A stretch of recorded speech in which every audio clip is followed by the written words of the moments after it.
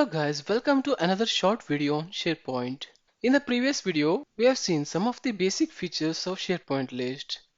In this video, I will show you how you can reuse this list whenever it is necessary. There might be some scenarios in your day-to-day work where you have one list which have similar columns of other list. So in that case, what you can do is you can just save this list as a template and you can reuse it in creation of another list. After creation of that list, you can add or delete some columns, or based on your requirement, you can customize that one.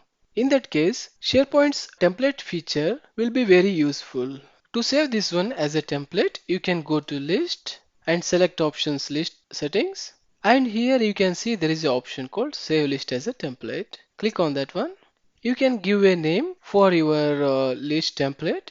So currently I will use same name as for the template name, and if you want to provide any description about your list, you can provide that one as well here.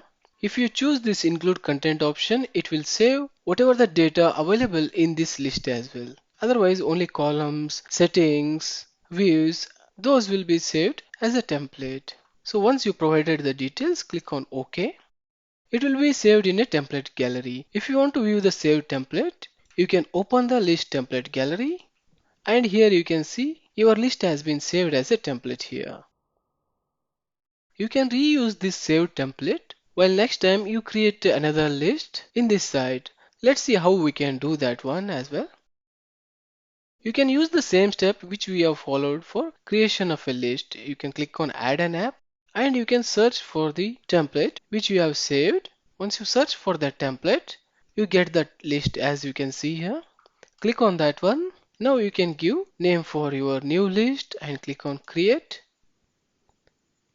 As you can see here, a new list has been created. If you see the details of this one, and if you compare with the old list, you can see there are 44 items in the older list, and similarly we have 44 items in the new list created. And if you open this list, you can see same columns which are appearing here, including the settings whatever we have made it here. So this is how we can use a templating feature of SharePoint to reuse the list whichever we have created in SharePoint.